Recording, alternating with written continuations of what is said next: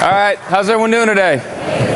Awesome. You guys paid to be here, and it's 3:30 on a Friday, so let's see if we can get a little bit of excitement going, all right? I'm going to talk about a topic I think is super important. We'll call it the transition. We're going to get to that. You're probably wondering who I am. I founded a company called Contour out of a garage, and it usually goes like this. Oh, you mean that GoPro company? No, not quite GoPro. We make the other thing, the other camera. It's really great. Oh, okay. And then the next part of that night to say is, oh yeah, my company's bankrupt. So I founded a company, went out of business, and so if you want to leave now, that's probably a good idea. So, anybody seen this little curve before? Who's seen this? Yeah? Looks something like this. Everybody talks about this curve you're going to go through when you build your startup. And over time, you're going to hopefully do something right, and eventually does this, right? It may not get there. We're going to come back to this curve and why it matters, but I'll use a different analogy. Roller coasters. Who loves roller coasters? Yes. If I were to tell you that you're going to build a startup, it's like building a roller coaster. It's really hard. You got to think of what to create. You got to brand it. You got to actually build this thing physically. And some of you in the room are probably going, I don't give a shit. I want to make a roller coaster. And so you start your company.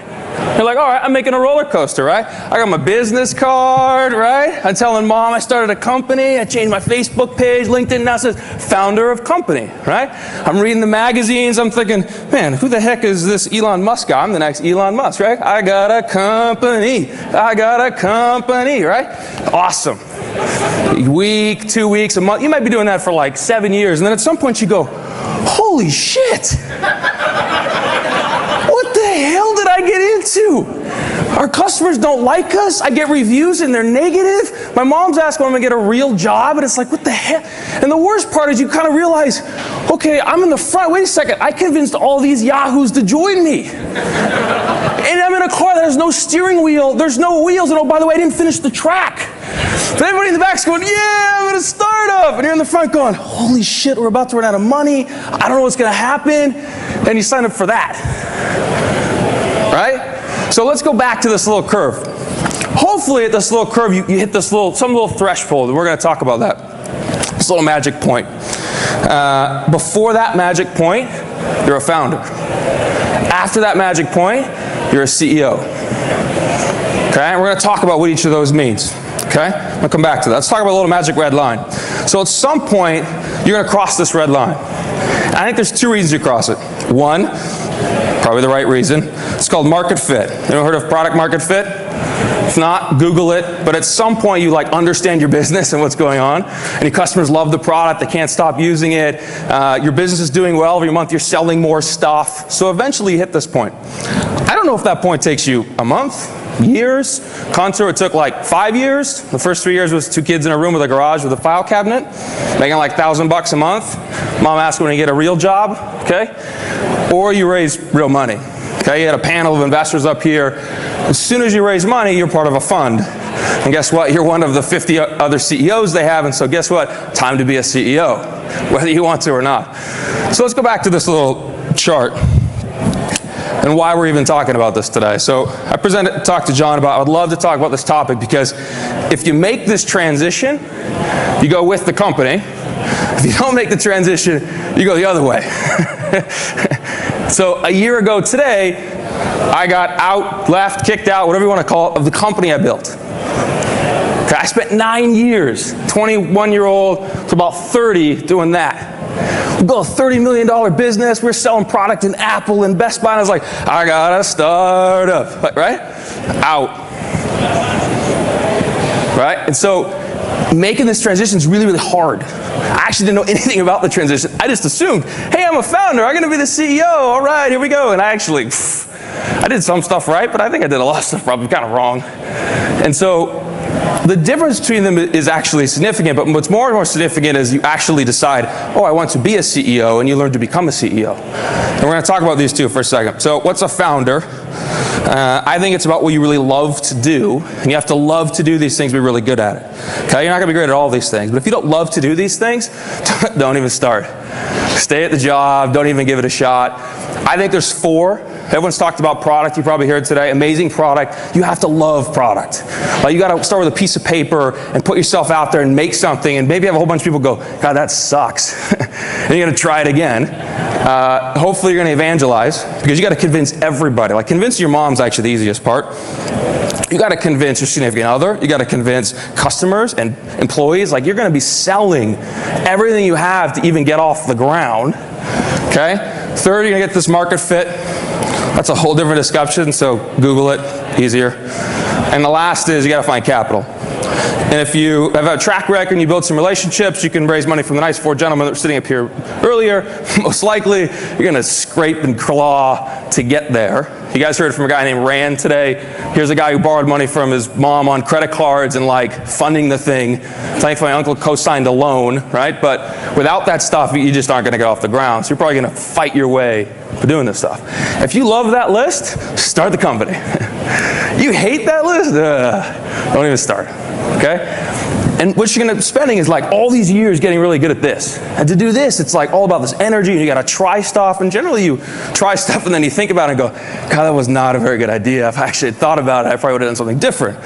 But you gain like these habits, okay? And then all of a sudden you're supposed to be the CEO.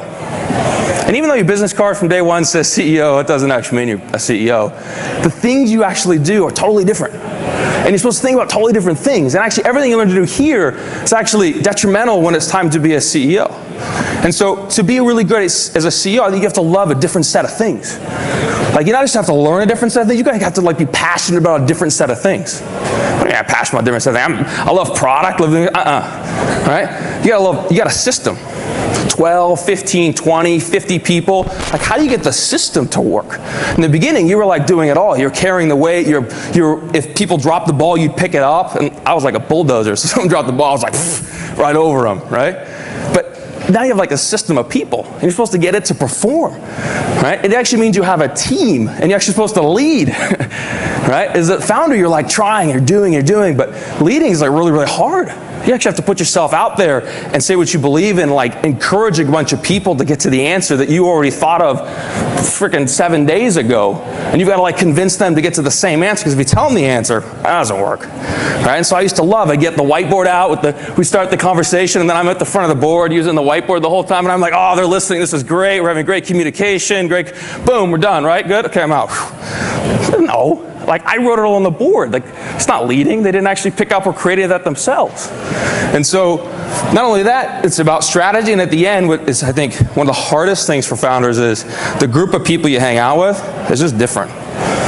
Right? In the beginning, you get to know everybody. You're building this company. You have all the relationships. You probably hired, I think of 50 people, I probably hired 35 of them myself. Right? But all of a sudden, you actually hang out with a very small group of people. Your board, your investors, and your team. Right? And what's interesting is when you're a founder and you got the energy going, you're talking to people in the hallway, and it's like, oh, we're going to do this great, and people go do it. You have that conversation in the hallway when you got 50 people, and it's a project manager or a person in the team, they're like, I just had a talk with the CEO, and he said we should do this thing, and then they start doing it. Like, that conversation in the hallway, they actually took to be changing strategy. You're like, wait, I didn't change the strategy, I just had a hallway conversation with a guy. Oh, he's all over the place, changing the strategy. Like, wait, no, conversation, no, okay. Right? And so, like, it's totally different.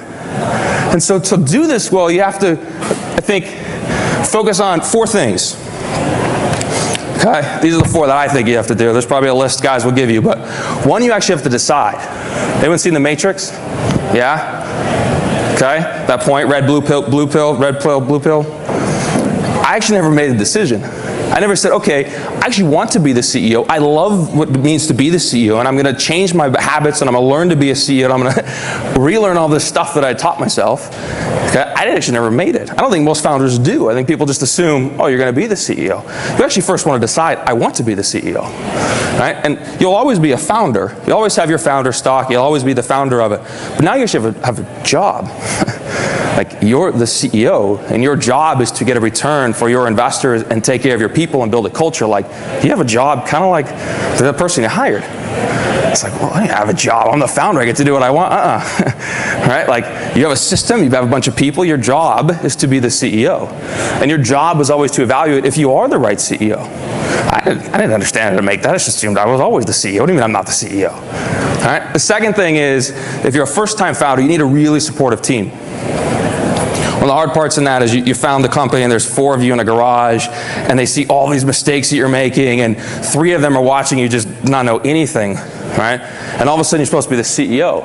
And so like that team actually has to help you and want to support you and be like, it's okay, I saw him in the garage and he didn't know anything and now we're supporting him to become a CEO. So you actually need a team that like wants to help you change how you communicate your behavior and be like, we're supporting you become a really good CEO. The third part is find mentors that are CEOs. I used to find like marketing experts and product experts and like all this information I didn't know to fill in the buckets. But at the end of the day, I didn't get anyone to help me become a really good CEO. So my analogy is kind of like a sports analogy, like Peyton Manning's an awesome quarterback. He's not an awesome quarterback by himself. Like he had coaches, he had people that helped him. And so I think to like become a really good CEO, you have to spend time on it, spend energy, spend money, find people around the table that want to help you. Because in the business, it's one of the most important assets is the development of that person. If that CEO learns to be fantastic, the business is going to be very successful, have a great chance to be successful, right? If you have to change that or it falls apart or whatever, it's really hard, okay? The last one is you got to be willing to relearn. So Contour was my first job, let alone a company, right? So I'd never had a job before, let alone try to hire VPs and raise money and do all this stuff, right? And so you have to constantly be willing to learn.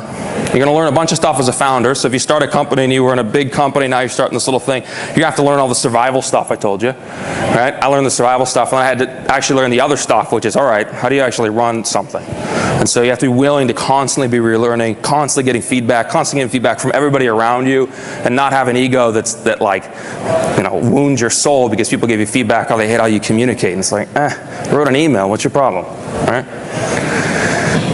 So, last 2 things. One, what makes this really hard, there's actually a few people that can teach you. Okay, what you end up finding is even in your set of investors, there may not be a lot of CEO experience sitting at the table. There may be really good investors, and that's usually the group that's close to you, it's helping you, and even your team that are executives, they may be great at marketing, et cetera, but they've never been a CEO. And so it's very hard to teach because you have to find people that have actually been in your shoes. A lot of times you don't know how to ask the question. I didn't get any help often, and I would ask the question after I was already up shit creek, going, hey, I need some help, and it was like, oh, way too late, right? The second is, you know what you actually learn is by doing this thing, which is terrifying.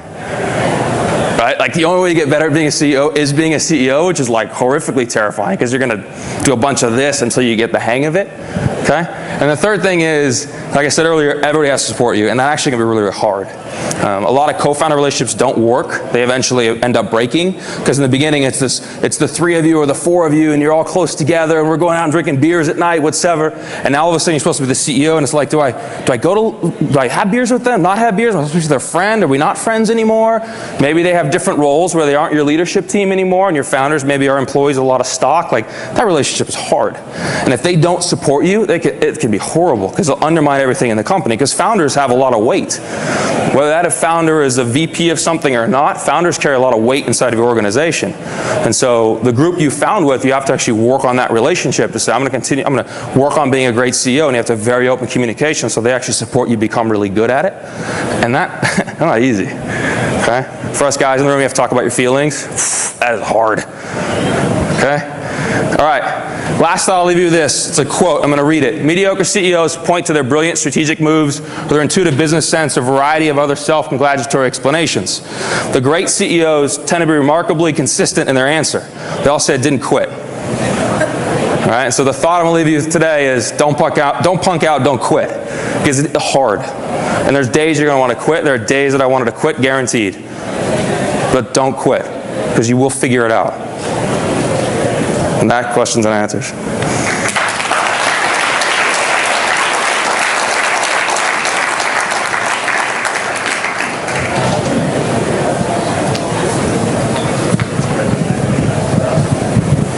Going through what you've gone through now, would you want to be a CEO again? Oh yeah, I love that. I'm going to do that thing all over again. I think I love the most is the founder part. Like, I love the beginning, I've realized, and I think post my experience I was able to finally step back and realize like what I'm really passionate about. A lot of times you kind of run into the burning fire, like I'm going to start this thing, and you don't have a very clear purpose.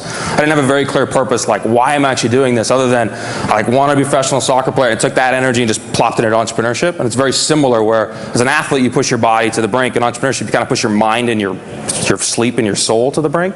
And so I just replaced that. I didn't have a clear purpose, like actually why did I start this thing? Like why am I doing it? And I think if you step back and start with something like that, I love the early part. I don't know if I really love the systems and once it's bigger, you know. Next time I might find someone that's all right, you go take this and make it much larger. But I love the early stuff for sure.